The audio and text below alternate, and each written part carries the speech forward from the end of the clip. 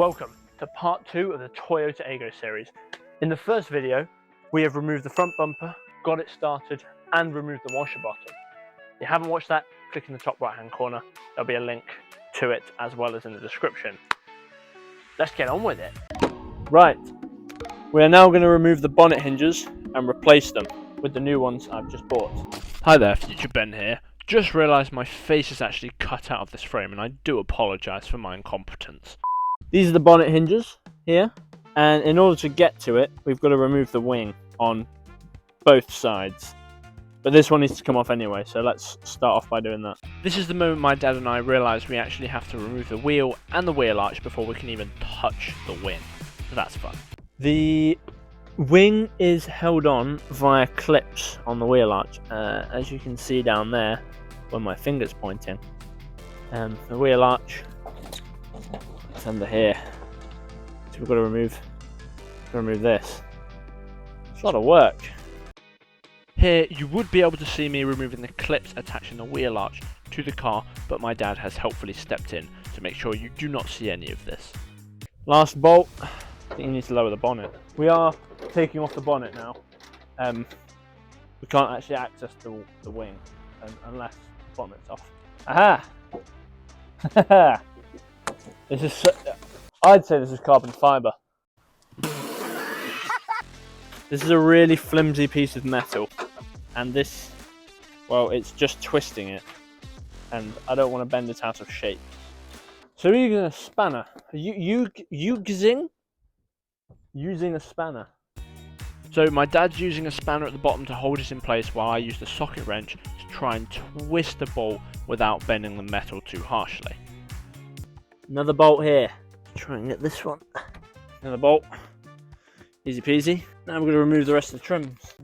So I'm back removing the wheel arch from the side wing, and it turns out these little rivets that hold in this side wing are incredibly fiddly is the word to get off, and they just would not move, as you're about to see. It's these things that are causing us issues. These little pin plugs. This one has been slightly ripped. I don't know if you can see that, but there's no worries there. It's just well and truly where it's like wedged into the metal.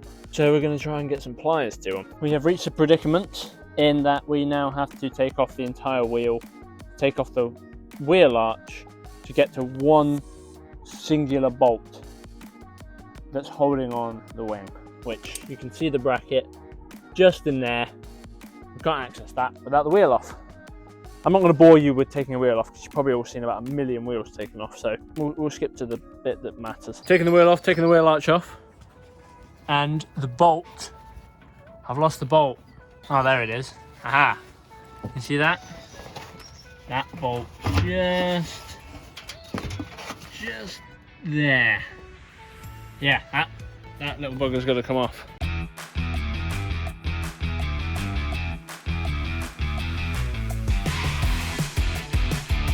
There it is.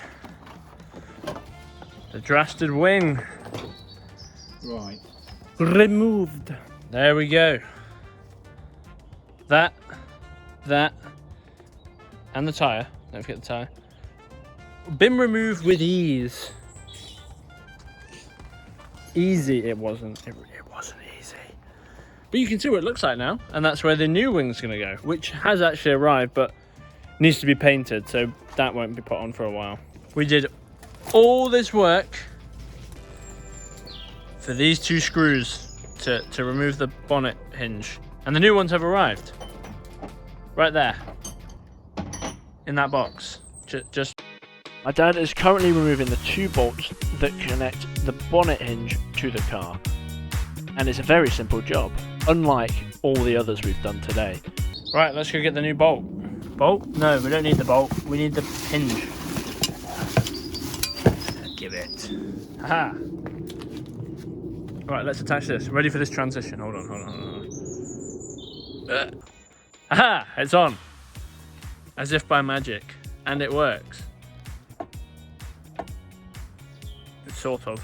Got to do that same process on this side. The good side that we don't want to damage. Look what has to lie in. Coochie. Right, let's just Ow! I'm joking. Move out the way. Back on with the time lapse. That was a cold transition.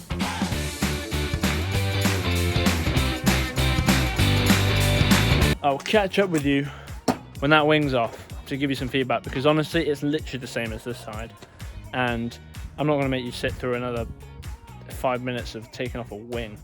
So we'll cut to when that's off. Yeah, I don't think I'm going to do. I don't know if you can tell, but it is in fact a new day. It got dark very quickly and you guys wouldn't have been able to see anything, and it took us ages to sort this side out. It's all on now. It's all done. We got the bonnet hinges fitted. They're all good. Bonnet is in good condition and it does work. Now that it does work though, we're going to fit the washer bottle. The washer bottle sits right here. I have a new one, so let's get that fitted. As you will have noticed in the first video, the washer bottle was slightly damaged, so I bought a second-hand one. It has seen better days, mind you, but I think it will do the trick. It even came with new pumps, which is awesome. Right, let's see how this fits. Something like that. Yes, it is something like that. Look at that. It's like it was made for the car. In this clip, I'm currently cutting the tubing to give it a flush edge, just so I can make sure the adapter fits. Right, now you should be able to see. These are now clean cut, both of them. And I have some connectors and new wiring there, which we're going to put on. It's very important to get this right, because if you don't, water is going to go everywhere. All right, there's the new connector. Lovely jubbly. That's going to sit on there like that. This wiring loom is going to attach there, I think. So what I've done is I've connected up the pumps. Now I just need to do the hoses. All I'm doing here is making sure the hose I've cut earlier from that spare piece aligns perfectly, attaching it to the adapter, and then pushing it down to the pump, as well as reattaching it all back to the chassis where it should be. Hey presto, it's all connected up. That's solid. Tubing, oh that's a good job, that is. Well done me. Now let's see if it actually works, because if it doesn't work, well, we have a bit of a problem. So let's go and see if that works. Right, I've just put some water in here just to make sure it works, because if it doesn't, I then have to redo everything and it's going to take the piss. If it's just water, I haven't wasted any money. At least it still starts. It's working. I'm getting soaked, but I don't care. Yes, it's working. Yes, that is one washer bottle and pipes and tubing fixed, and there doesn't seem to be any leaking.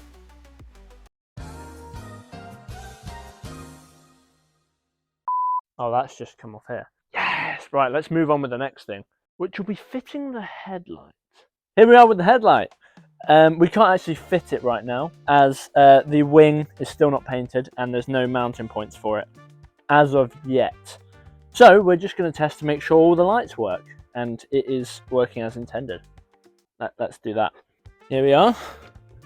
I've just connected all the wires back up into the right positions. Now we're going to do the fun part of making sure the lights actually work. You guys will see it before I do, because I'm going to record it and then look. How are we looking? Oh, I see movement. We have an issue. The indicator bulb's not working. So the indicator stalk's not working. The stalk's working fine. It's the headlight bulb that isn't. And I cannot tell you why. Yeah, let's find out, because that's rather annoying. With this headlight half fitted, it actually has somewhat of a face rather than an eye patch. Check this out. Working indicator bulb. So the issue was the little base connector that connects the battery to the actual voltage was sitting too low in the capsule where the bulb sits. So we basically flicked that up and it has a solid connection, so it works. We're finishing the second video now. We're about to start part 3, but you won't see that. I will. That is the end of episode 2. If you've made it this far, Well, congratulations. If you have and you're not subscribed, please hit it, because you clearly enjoyed it to make it this far into the video. And stay tuned for next week's, because we hopefully should be putting it all back together. Thank you. Bye.